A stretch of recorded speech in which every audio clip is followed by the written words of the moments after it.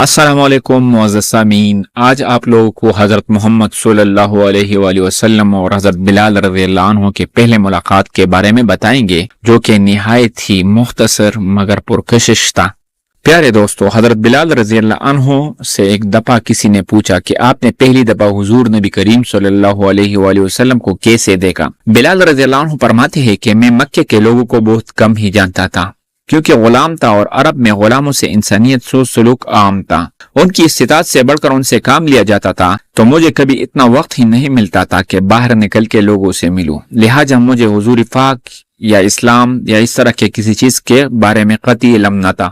ایک دفعہ کیا ہوا کہ مجھے سخت بخار نے آ لیا۔ سخت جاڑے کا موسم تھا اور انتہائی ٹھنڈ اور بخار نے مجھے کمزور کر کے رکھ دیا، لہٰذا میں نے لحاف اوڑھا اور لیٹ گیا۔ ادھر میرا مالک جو یہ دیکھنے آیا کہ میں جو فیس رہا ہوں یا نہیں، وہ مجھے لحاف اوڑھ کے لیٹا دیکھ کے آگ بگولا ہو گیا۔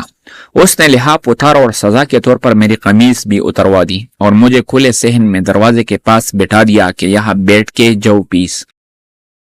اب سخت سردی، اوپر سے بخار اور اتنی مشقت والا کام، میں روتا جاتا تھا اور جو پیستا جاتا تھا۔ کچھ ہی دیر میں دروازے پہ دستک ہوئی۔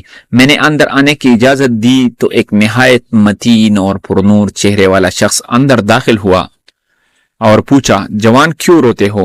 جواب میں نے کہا، جاؤ اپنا کام کرو، تمہیں اس سے کیا؟ میں جس وجہ سے بھی روں۔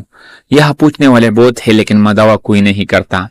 قصہ مختصر کہ بلال نے حضور کو کافی سخت جملے کہے۔ حضور صلی اللہ علیہ وسلم یہ جملے سن کے چل پڑے۔ جب چل پڑے تو بلال نے کہا کہ بس میں نہ کہتا تھا کہ پوچھتے سب ہے، مداوا کوئی نہیں کرتا؟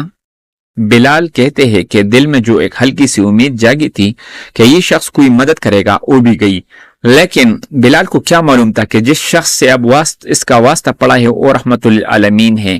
بلال کہتے ہیں کہ کچھ ہی دیر میں وہ شخص واپس آ گیا۔ اس کے ایک ہاتھ میں گرم دودھ کا پیالہ اور دوسرے ہاتھ میں کھجورے تھی۔ اس نے وہ کھجورے اور دودھ مجھے دیا اور کہا کہ کھاؤ پیو اور جا کے سو جاؤ۔ میں نے کہا، تو یہ جو کون پیسے گا؟ نہ پیسے تو مالک صبح بہت مارے گا۔ اس نے کہا، تم سو جاؤ، یہ پیسے ہوئے مجھ سے لے لینا۔ بلال سو گئے اور حضور نے ساری رات ایک اجنبی حبشی غلام کے لیے چکی پیسی۔ صبح بلال کو پیسے ہوئے جو دیے اور چلے گئے۔ دوسری رات پھر ایسا ہوا، دودھ اور دوا بلال کو دی اور ساری رات چکی پیسی۔